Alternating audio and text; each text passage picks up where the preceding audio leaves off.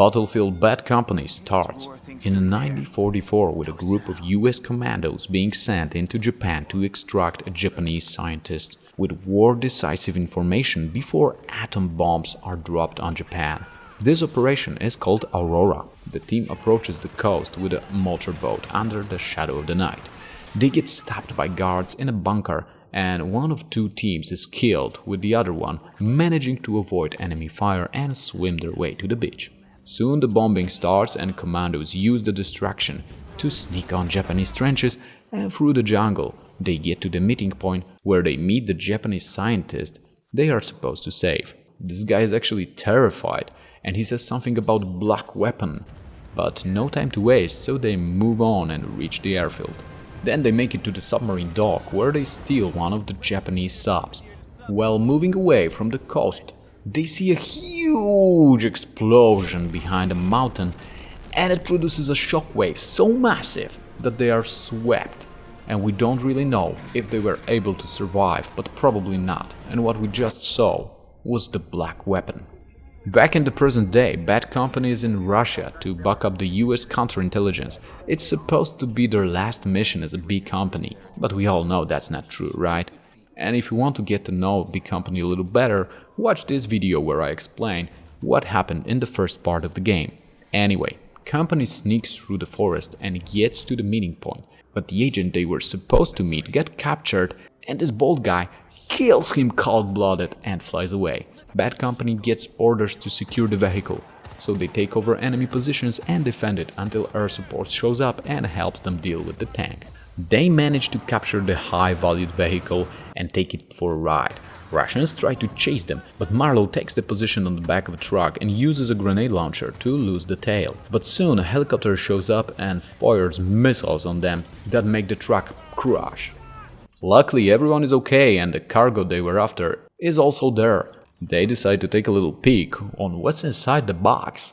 And oh yeah, it's probably one of those black weapon warheads from the prologue. But since it's no gold, they take it to the command and it turns out this one is actually fake. Anyway, the officer tells them that Russians are building a weapon and it looks pretty scary. They need to act and they need to act fast, so that way Bad Company gets another chance to earn their freedom if they do the job. First they need to go to Bolivia and find a guy named Aguirre to deliver him a flash drive. While flying over Bolivian jungle, boys meet their new pilot Flynn. He acts a bit weird, but he sure knows how to handle RPG missile. Flynn drops the Bad Company right in the middle of the jungle, and instead of Aguirre, they only find some dead bodies. Looks like Aguirre was able to escape the captivity and left some clues. Bad Company decides to go up the river. They take the boat and try to keep the low profile, but they have this feeling that someone is watching them, and soon they are ambushed by a paramilitary mercenaries. After dealing with them, they reach a bigger mercenary camp. First, they take down the guard on the tower, and then Marlowe uses a sniper rifle to clear the way for the rest. He takes advantage of the storm and uses thunders to cover the noise of the rifle so the enemy has no idea what's going on. But still no sign of Aguirre, so they need to go further through the jungle and finally reach the place where they actually spot Aguirre being escorted by guards. This place looks highly defended and soon Russian choppers shows up in the sky. Bad Company engages the camp and progresses pushing back the enemy, although they are highly outnumbered and also attacked by some armed vehicles. Marlowe uses an RPG to blow up the enemy tank, but boys need to move fast since the Russian chopper is already approaching the landing zone to pick up Aguirre. Marlowe manages to shoot the guy who held him, and that's how they rescue him. Aguirre just looks at the flash drive and he instantly knows what's going on. He explains to Bad Company that a couple months ago they set up a relay off an old French weather satellite and hooked it into Georgian Milenet. That way they gathered a lot of information and also learned about the dummy weapon. Bad news is that those mercenaries have stolen all the intel they had. So to get it back they need to fly on the top of the mountains. They found a base there and machine gun it from the air to clear the space for landing. Then they run around searching for the stolen data. Finally they reach the satellite station. Though it's quite easy to hack the place, they still need to get the data server from inside the satellite, so Sweetwater codes the satellite to crash.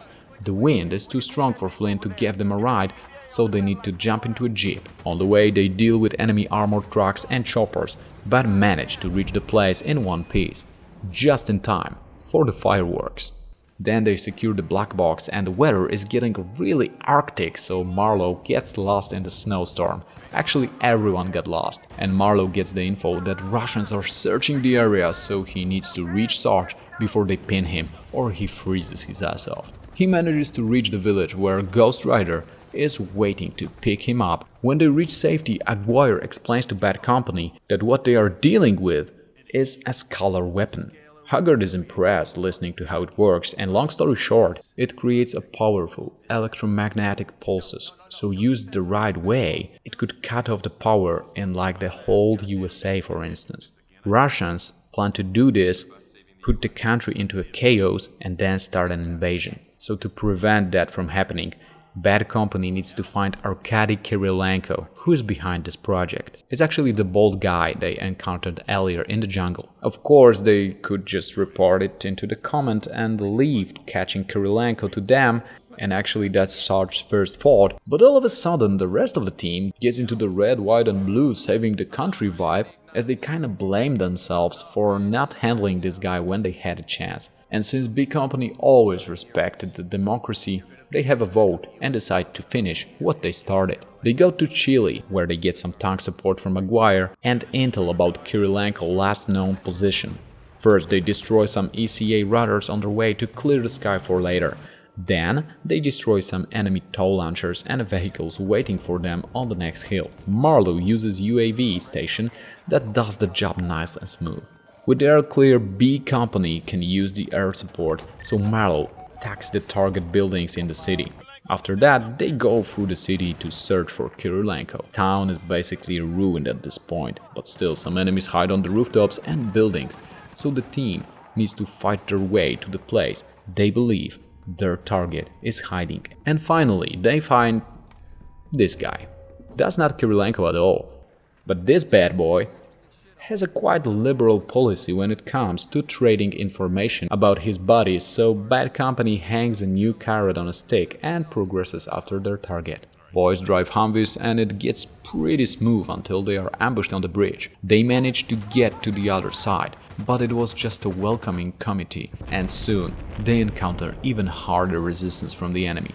Looks like Kirilenko can be really close, judging on the numbers of men and gear sent to stop Bad Company. But with the air support, nothing is impossible. Meanwhile, the team receives an info that Southern Command is planning to lay some heavy ordnance down soon, so they must find Kirilenko like real quick. But before they even know, the bombing starts and the whole place becomes a Devil's Sunday barbecue. Sarge spots the drainage tunnel and it leads straight to Kirilenko.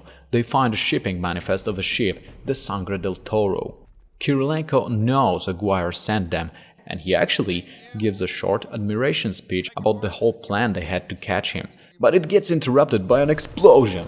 Kirilenko uses the distraction to escape, and Flynn shows up to pick up the boys.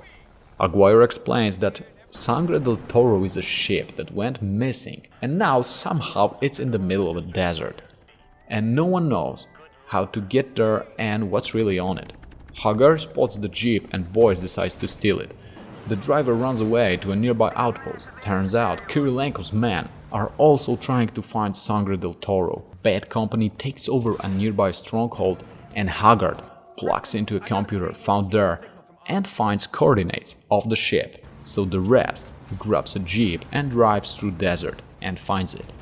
Marlowe explores the wreckage and finds documents about Aurora operation from 1943. Turns out it was a suicide mission, and Command knew they were sending those men for a sure death. They just wanted to see what the weapon could do. Marlowe also finds a strange piece of gear, so the boys fly to meet Aguirre and show him the goods. All of a sudden they get hit by javelin, and the weapon falls down, but Marlowe jumps and grabs it. Boys land somewhere in the Colombian jungle. Marlowe finds Sweetwater hiding in one of the huts. Soon enemies come to look for them, so Marlowe gets a sniper spot and manages to survive the heavy enemy attack. They rejoin the rest of the team and are ordered to leave their pilot behind and deliver the compound to the new destruction point. But we both know they're not gonna do that, so they just go and search for Flynn. Marlowe finds him being interrogated in the POV camp, but a guerrilla member sneaks on him and almost stabs him with a knife, but Flynn manages to reach for the gun and shoots the guy. Then they steal some quad bikes and hit the road. They reach a helicopter and manage to fly away, but they are still chased by enemy choppers and RPGs. So Marlowe takes the machine gun and makes some holes here and there, while Flynn flies between some high mountain terrain, and finally they reach the meeting point with Aguirre. But it turns out that Kirilenko shows up there, and Aguirre is actually on his side. He even tries to give them an explanation, but Haggard tells him to cut the crap and points out that he reacted weird when he heard the name of one of the soldiers killed in action on a mission back in 40s, and this guy had a son and Aguirre actually fits his age. So when he found out that the government sent his father on a suicide mission, he kinda lost his nerve and changed sides. Aguirre admits it's true, but moments later, Kirilenko just kills him, because I guess that's how he rolls. Thankfully, Flynn shows up and helps B Company by shooting the enemies, but unfortunately his helicopter got a straight hit from a javelin and there's no way he could survive that, so I guess he sacrificed himself to buy Company some time to escape. So Flynn is dead, Aguirre is dead, and the weapon component is in the Russian hands. Things are not looking good. Bad Company spots one of the mercenaries in the jungle and Marlowe takes him down and gets his radio. Turns out Kirilenko is heading to the harbor, and this might be the last chance to stop this maniac. But to get there, boys need to take a walk through this Venezuelan city, and it's a total war zone. Russians battling US army everywhere, choppers, attacks from above, bombs dropping on the city, and also they hear this disturbing sound from time to time. Soon the US army sends some air support and the team reaches the coast. They spot a glowing plane in the distance, and a few seconds later a huge explosion blows everything away. And actually that ends the battle. So when they see what they are dealing with, Haggard and Sweetwater kinda lose their motivation, but Marlowe tries to give them a speech and Sarge takes his side, convincing the other two to step up for the final challenge and save the USA from Russian invasion. So they get closer to the plane and it turns out it's a big-ass plane that can carry tons of equipment. And the way this weapon works is actually makes the ground zero safe from the explosion, so that's how it didn't blow up during the big boom earlier. There's no other way, so the boys decide to hijack the plane. Through the servers they manage to reach the landing zone and they jump on board in the last second.